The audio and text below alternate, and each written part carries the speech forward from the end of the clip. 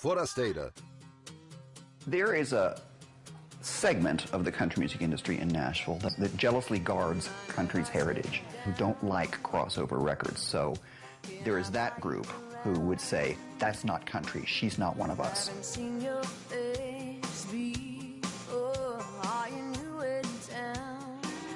When The Woman in Me came out, the Nashville clause came out, if you will. They just blasted her. It's not country, you're showing too much skin. They were trying to crucify her when, she hadn't done anything wrong.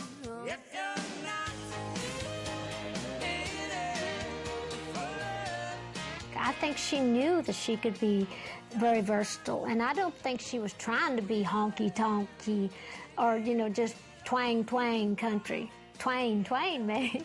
But actually, I think that people just didn't get it. Shania did things differently. She didn't live in Nashville, which most people say you have to. All of these rumors sort of flew around. She was a puppet. She did whatever Mutt said. He was her Svengali.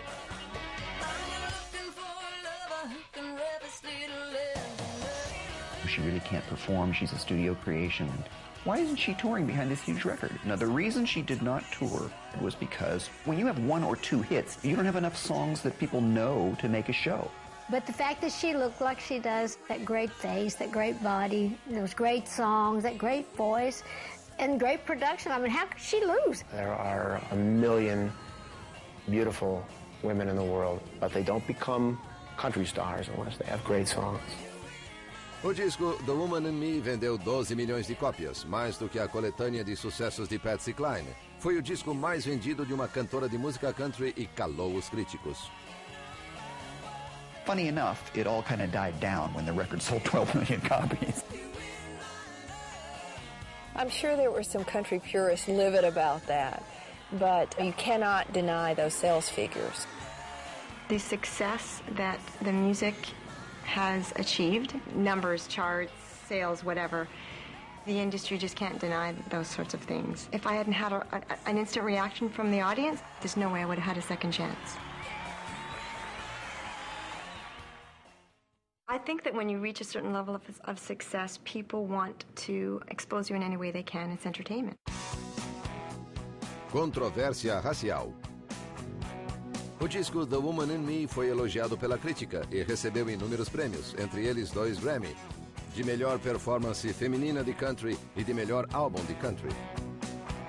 Shania havia saído da pobreza rumo ao estrelato, mas a infância difícil da cantora tornou-se alvo dos paparazzi que queriam uma história picante. After the release of Woman in Me, Shania became famous. So then anybody who could criticize anything did. And probably the most hurtful thing was when it came out that she was not really Native American and she was just using that as a marketing tool to promote her career. The local newspaper did a little bit of research and realized that her biological father was not Ojibwe and brought that to the media. O Timmins Daily Press publicou comentários da família biológica de Shania, os Edwards, alegando que Jerry Twain não era seu pai de verdade. I was so insulted when they said I lied about who my father was. I couldn't believe it. I said, how dare you? When I talk about my dad, I'm talking about Jerry Twain. Now, I've referred to my dad as my dad since I was a toddler. Why on earth would I ever say, my mom and my adopted father, Jerry?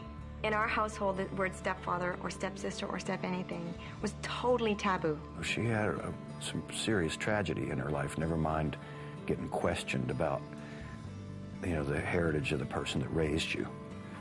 She never went around waving a flag saying, I'm an Indian. That's pretty sensitive stuff for someone who's lost their parents, whether they be blood or not. It's not that I never wanted to know my biological family, but out of respect for my dad, because he struggled so hard to support us, never did he ever go to our biological dad and say, hey, do you think you could dish over a few bucks to help feed your kids? Never. I'm not always strong. After this controversy, the reservation adopted me into the band to tell me, hey, don't worry, you are one of us.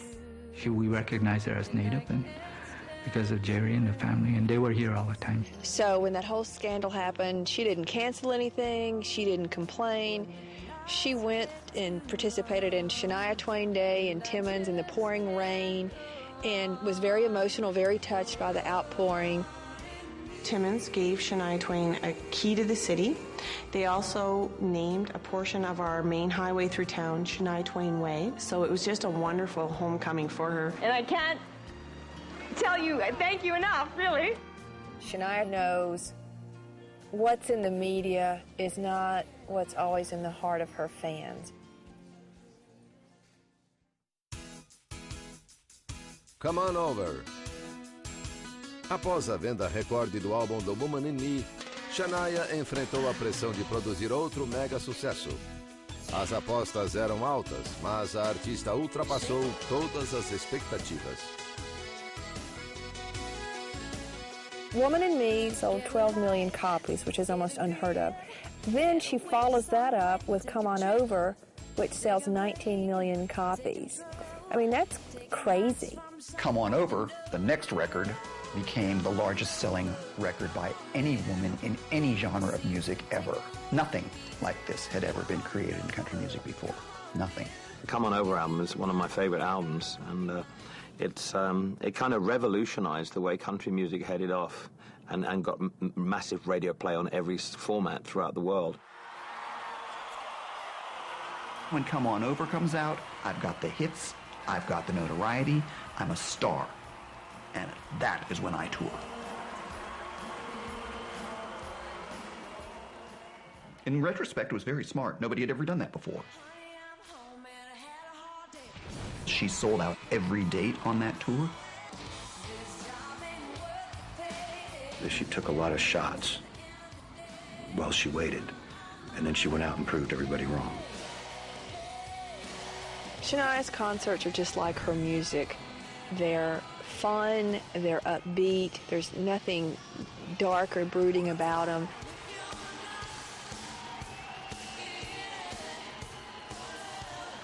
She brought people on stage to sing with her. It was very interactive with the crowd. To see her deal with all the fans, deal with the people, be so unaffected. There's no doubt about it that having her upbringing, the struggle she's had, have definitely let her be the superstar she is. She did a CBS special. She said, will you come down and do my special? And I said, absolutely.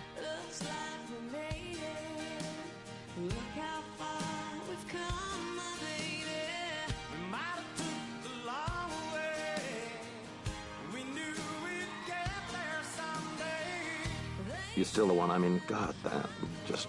I never got fed up with hearing that record, ever. It's just brilliant.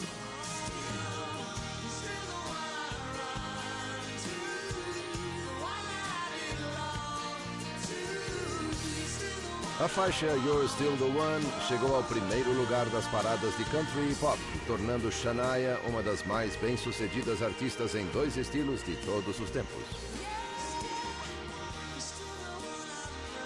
I don't pay attention to what my record sales are. I don't pay attention to where I am in the charts. I don't want to know. I don't keep track of all that stuff. If you want to appeal to Shania, talk about her songwriting. That's what she's so passionate about, so proud of, and I think gets overlooked. It stands in the shadow of her beauty and her celebrity. My songs, they mean the most to me. They're the most important part of what I do.